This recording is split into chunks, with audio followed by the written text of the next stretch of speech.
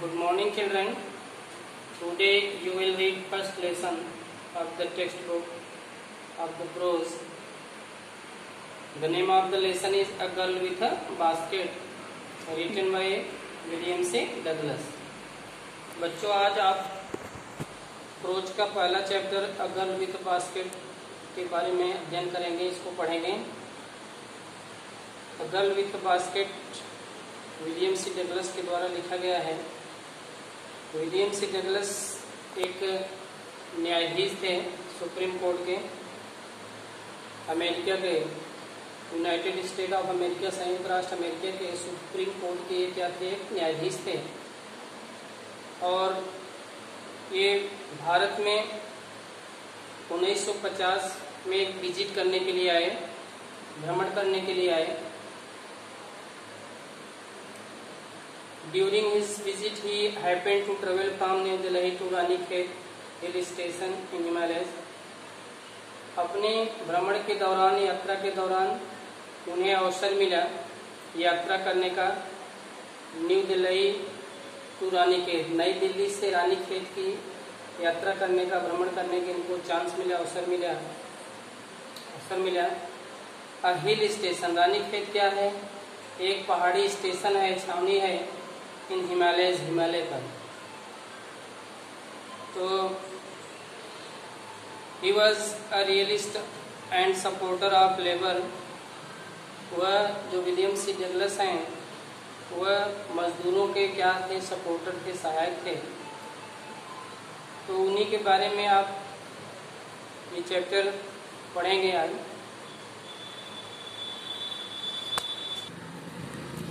William C. Douglas, a judge of Supreme Court of United States of America, visited India in 1950. 1950 में William C Douglas, जो संयुक्त राष्ट्र America में supreme court के जज थे, ड्यूरिंग हिज विजिटेड इंडिया, वो भारत में भ्रमण करने के लिए आए। आपने देखा कि विलियम सी डगलस संयुक्त राष्ट्र अमेरिका में सुप्रीम कोर्ट के एक जज थे। वे भारत में 1950 में एक यात्रा करने के लिए, भ्रमण करने के लिए आए। ड्यूरिंग हिज विजिट, अपनी यात्रा के दौरान, he happened to travel from New Delhi to Ranikhet, उन्हें यात्रा करने का अवसर मिला। कहाँ से? न्यू दिल्ली टू रानीखेत, नई दिल्ली से रानीखेत के लिए उन्हें रानीखेत के लिए यात्रा करने का अवसर मिला।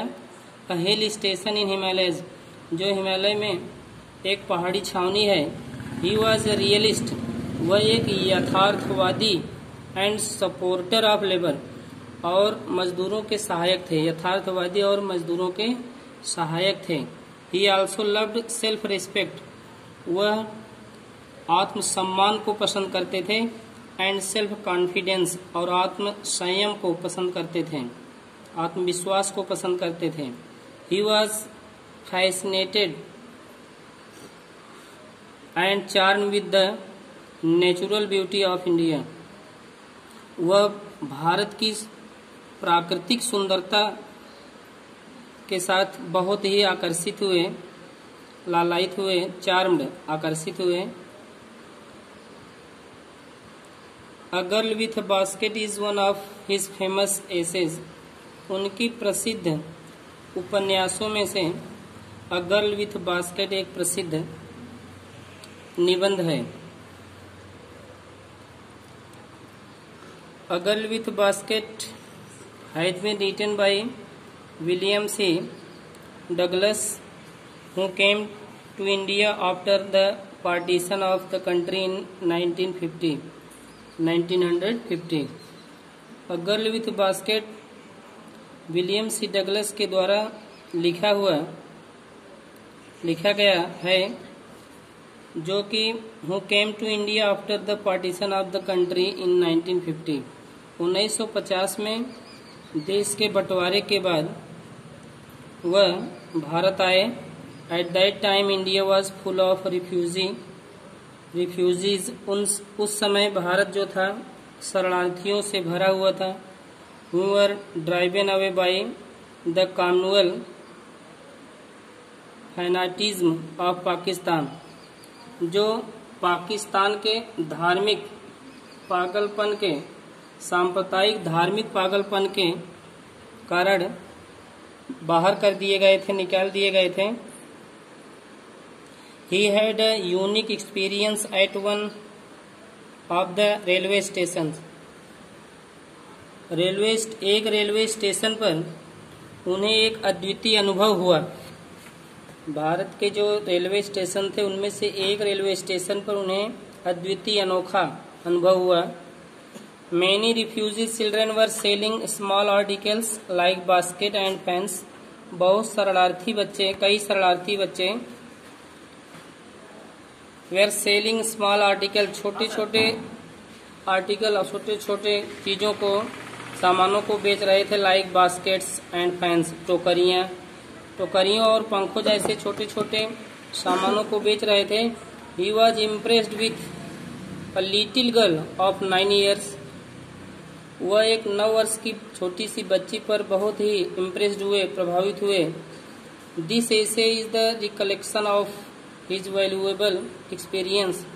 उनके जो महत्वपूर्ण अनुभव है उसी का यह जो चैप्टर है, यह निबंध है, एक रिकलेक्शन है।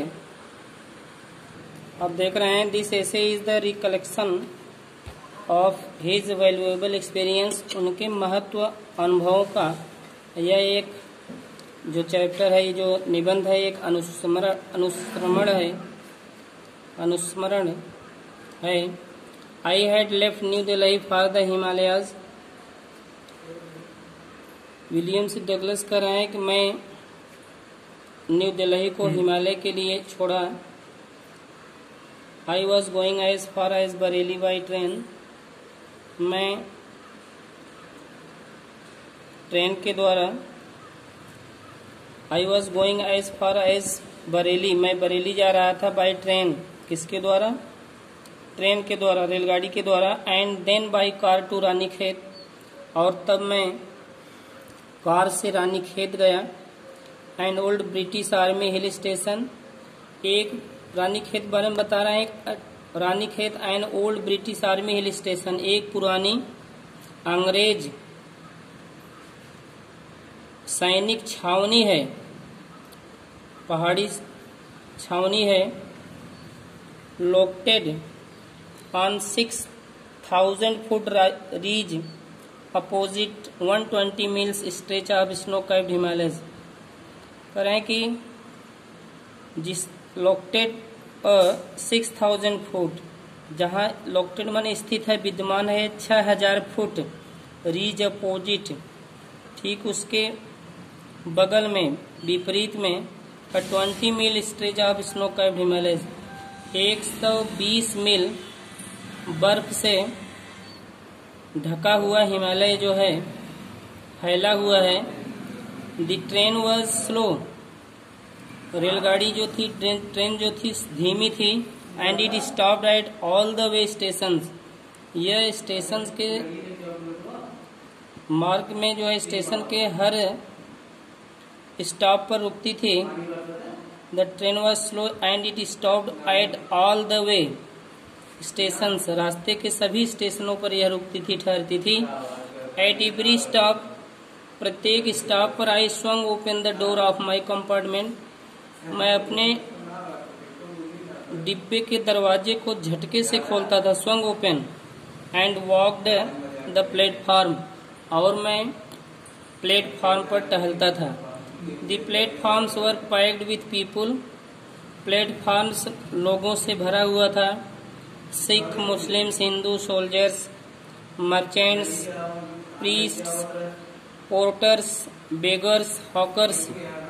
कौन कौन लोगों से भरा हुआ था? सिख लोग थे, मुस्लिम्स थे, हिंदू थे, सोल्जर सैनिक थे, मर्चेंट्स व्यापारी लोग थे, प्रीस्ट्स पुजारी लोग थे, पुरोहित थे, पोर्टर्स कुली लोग थे, बेगर्स भिखारी लोग थे, हॉकर्स फेरी वाले. इन सभी लोगों से प्लेटफॉर्म भरा हुआ था. Almost everyone was bare foot, लगभग सभी लोग नंगे पांव थे।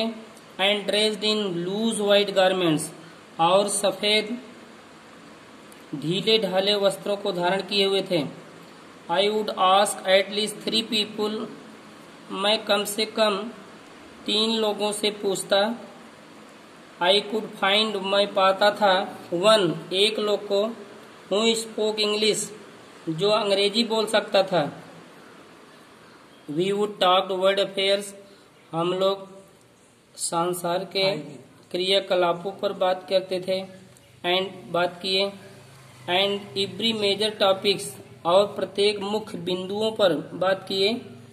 The news of the day produce, दिन में उत्पन्न और दिन में प्रोड्यूस होने वाले, प्रसारित होने वाले न्यूज पर, समाचारों पर बात किए।